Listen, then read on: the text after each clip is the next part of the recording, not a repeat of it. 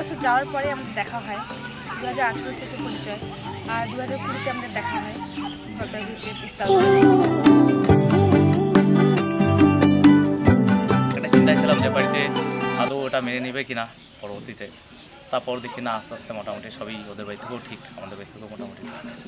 আজকে ওকে আমি পেয়েছি ফেসবুকের মাধ্যমেই, ঠিক আছে, এবং আমার ফ্যামিলি এবং ওর ফ্যামিলি আমরা যাতে সবাই একসঙ্গে মিলেমিশে থাকতে পারি, এটা সবসময় আমার একটা চেষ্টা থাকবে সবাইকে খুশি রাখার।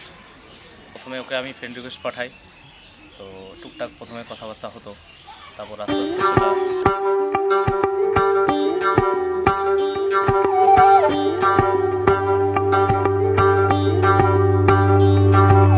জ্বলিতম হৃদয়ং তব তদাস্তু হৃদয়ং মম।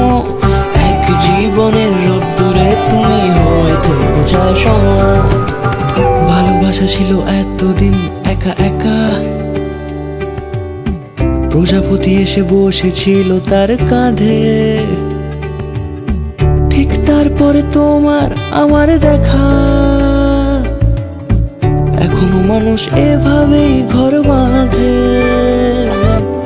একই ঘরে আছে সকলের আনা গোনা, সকলে থাকলে ঘর বড় হয় আরো। আর কোনোদিনও কোথাও যাচ্ছ না, না না কোনোদিনও কোথাও যাচ্ছ না, এবার কেবল কাছেই থাকতে পারো। যদি তো হৃদয়ং তব তেজস্তু হৃদয়ং মম। এক জীবনের রোদ্দুরে তুমি হয়ে থেকো চায় সম। প্রজাপতি ঘরে বাড়ি ও বাড়ি রোজ, কত জানলায় কত যে গল্প থাকে।